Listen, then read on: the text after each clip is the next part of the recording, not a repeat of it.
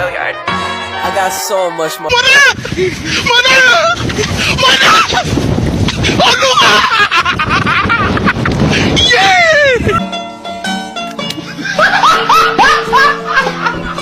Are you ready, kids? Aye, aye, Captain! I can't hear you. Aye, aye, Captain! Oh!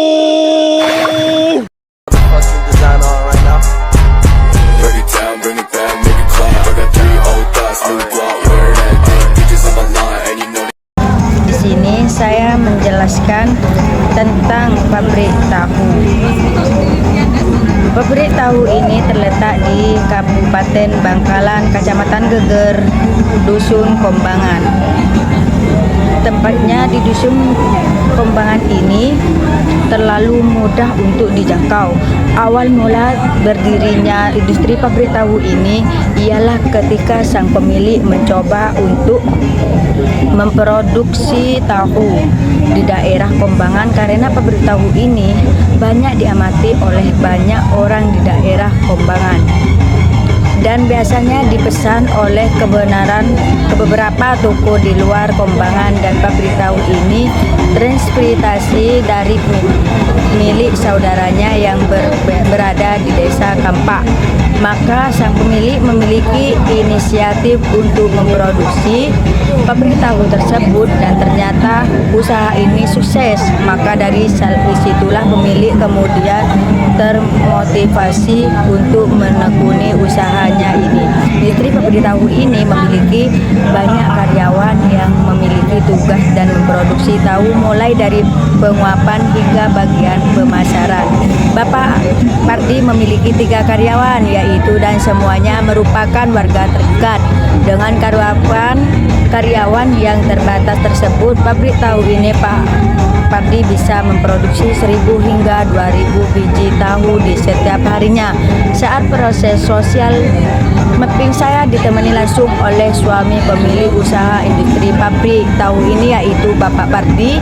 Dalam proses industri pabrik tahu ini, Bapak Pardi menjalin interaksi dengan pihak lain. Pihak pertama adalah agen kedelai yang berada di daerah Bangkalan Kota. Yang kedua yaitu berrelasi dengan tempat kayu bakar yang ada di desa Kombangan. Juga berrelasi dengan toko-toko yang sering memesan tahu. Yang terakhir adalah relasi dengan para karyawan yang ada di pabrik tersebut. Metode yang digunakan untuk melihat permasalahan-permasalahan yang terjadi saat melakukan wawancara dengan menggunakan diagram frame, terdapat suatu gambaran mengenai skala prioritas permasalahan yang dialami oleh industri pabrik tahu saat ini. Yang pertama, karyawan yang datang terlambat saat bekerja. Yang kedua, ketergantungan bahan. Yang ketiga, alat yang terkadang rusak di saat pembuatan tahu. Yang terakhir, sering terjadinya mati lampu saat bekerja.